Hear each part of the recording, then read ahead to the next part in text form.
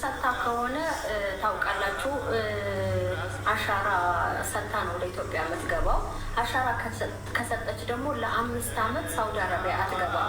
ስለዚህ እጅ ሳትሰጥ አሻራ እንዳይያዝ akkuma argaa jirtanii obboleettiin teenya tuni waaqayyo lubbuu ishee amaaruu lubbuudhaan dabartee jirti jechuudha. Egaa obboloota koo ijoollee waraqaa hin qabne yookiin paaspoortii hin qabne ijoolleen Saawud Arabiyaa keessa jirtanii sirriitti of eeggannoo godhaa isiniin jedha. Waan baay'ee nama gaddisiisu haadha daa'ima takkaati achuma keessa turte waraqaa hin qabdu waraqaa yookiin paaspoortii hin qabdu.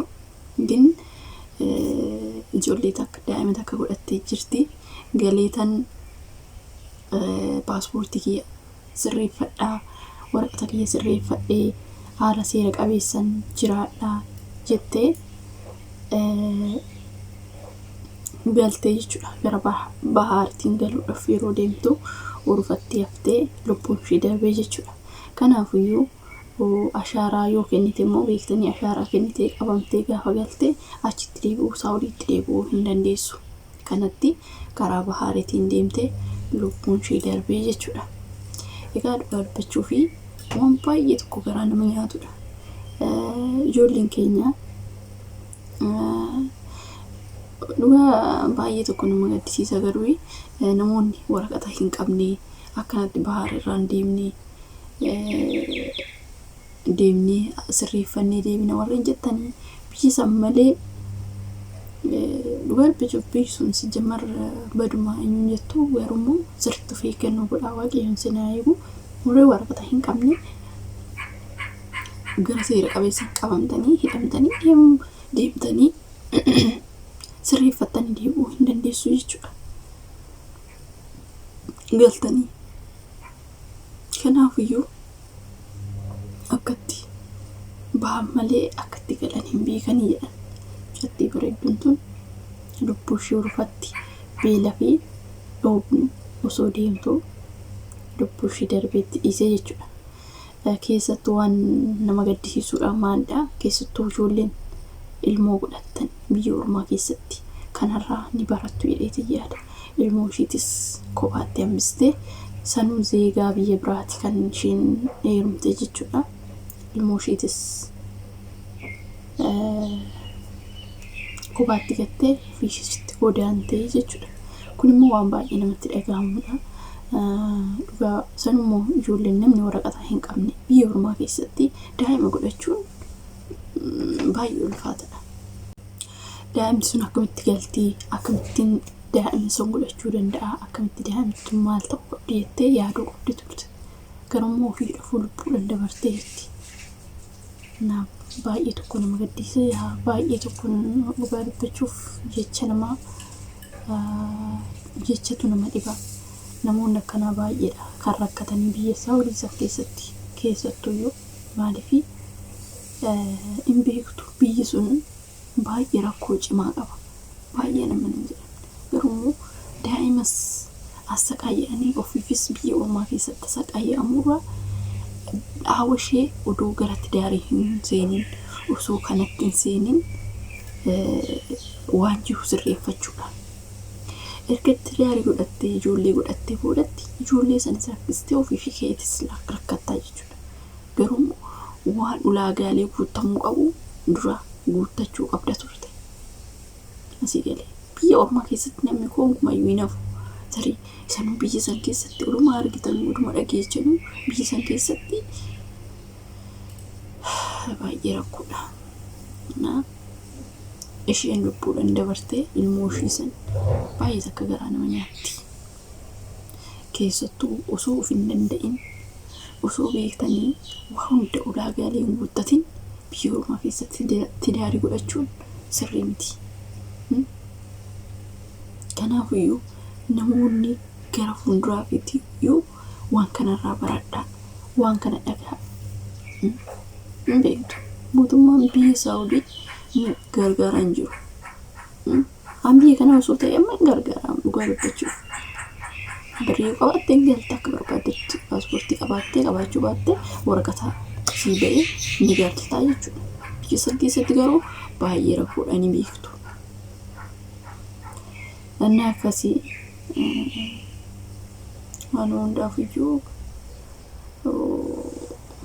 lubbuun namaa bakkuma hundatti bakkuma deemanitti baay'ee takka nama gaddisiisa dhugaa dubbachuu fi daa'imman ishiisanillee daa'imallee gattee deemte jedhanii abbaa biratti gattee waraqaan sirreeffadhe jetteeti kan isheen manaa baate yaa ta'u malee manaa baatee hin milkoofne urfattan aftee urfatti allaattiin ishee nyaatte ilaala dhugaa dubbachuuf kanatu jira kaatte allaatti reeffi lafuma akkuma jedhan sanii isheen kana hunda xaartee biyya ormaa keessatti bu'aa bayii hedduu keessa dabarte irra dhiina allaattii taateetti dhiiste jechuudha mucattiin tun. Kanarraa immoo kuni namoota akkamii barsiisaa namoota achi keessa jiran kan ijoollee qaban osoo waraqaan sirreeffatiin kan wal fuudhaa akkuma argaa jirtan ba'anii umuriin keenya deemee jedhanii achitti biyya ormaa keessatti rakkinuma jedhanii warreen wal fuudhanii jiru. Dura garuu immoo osoo kanatti seen osoo waraqata keessa sirreeffatanii haala gara seera qabeessa oduu ta'e seera qabeessa nu walitti dhuftanii waraqata qabaatanii sillamaan amma akkuma beekamumatti wayii yeroo darbeetti gaa'ela godhatte abbaa manaatii fi isheen qabamanii mana suuqii qabu meeshaa isaanii namni akkamitti dhugaa dubbachuuf hin beeku biyya ormaa keessatti dhofamanii namni waraqata hin qabne namni eeyyama hin qabne tokko suuqii banatee biyya keenyatti iyyuu eeyyama laazim eeyyama baafachuu laazim beek eeyyama baafatteeti malee hin danda'amu kanatti garuu immoo namoonni tokko hin beeku baay'ee ulfaataadha haala kanaanii kanaafuu sirriitti of eeggannoo godhaa gaa'ela godhachuudhaan dura tidaarii uummachuudhaan dura biyya ormaa keessatti akka jirtan ni beektu jalqaba mana madaamitii ba'uu baduu ergan taanii fi baddee gadi jettee hojjetattee gara biyya isheetti galtee tidaarii gaafa uummattes minim chikkiriila garuu immoo namoonni baay'een akkumatti yaadanitti yaadu osoo waan ittiin guddistuun qabaatiin osoo waan ittiin tattaafattee waa tokko dhukkubsattee kan ittiin astaamamtuun qabaatiin gara tidaaritti seentee rakkachuurra jettee hojjetattee biyya keetitti galuu si wayya. Ani kana tokkoffaa kana sinii dhaamaa jechuudha. Gabbichuuf jaamjiyyoon nama zeegaa biyya biraatti harabaati kan hirumte silaa innumtuyyuu sirreessuu fi qaba paaspoortii akkuma beekamu onlaayinii irraan fichisiifachuu hin dandeechi turte garuu immoo beektanii tarii tidaarii keessatti aarii qabaachuu dandeessi hin beekamu alagaan alaguma akkuma jedhansanii sanummoo zeegaa biyya arabaa akkasii of eeggannoo godhaa isiniin jedha keessattuu yoo warra bahaariidhaan deemtan kun hidhamtanii biyya guutuu biyya barbaadan deemtu immoo osoo seera qabeessan yeroo waraqatan qaban osoo aydiin qabaatin immoo suuqii banachuu waan akkasii kana ijoollee baay'een akka kasaaran ni beektu ni dhageessu sirriitti of eeggannoo gochuu qabdu jechuudha. Namoota meeqa uffata suuqii uffataa banatanii eeyyama kan hin qabne namoota meeqatu gateetoo hidhame qabeenyi meeqa kan dhabe namoota meeqaaf baay'eedha jechuudha lakkaa'uuf isaan qabu. Kanaafuu isin immoo waan kanarraa bilisa taatanii eeyyama baafattanii paaspoortii yoo qabaattan qabattanii yoo qabaachuu baattan galtanii baafattanii achittuu yoo deebitanii biyya barbaadan deemtanii suuqii keessan banachuu dandeessu biyyi keessas hin teenyuu yoo jettanii jechuudha.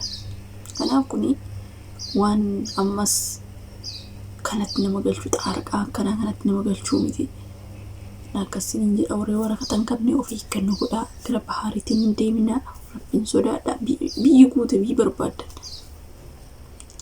Kana gidi hunduma keenya waaqayyoon nu haa eegu nu haa tiksu akka jirrutti Naakasiniin jedha obboleetti keenya immoo lubbuu ishee amaaru turtii gaarii qabaadhaa nagaa naa ture.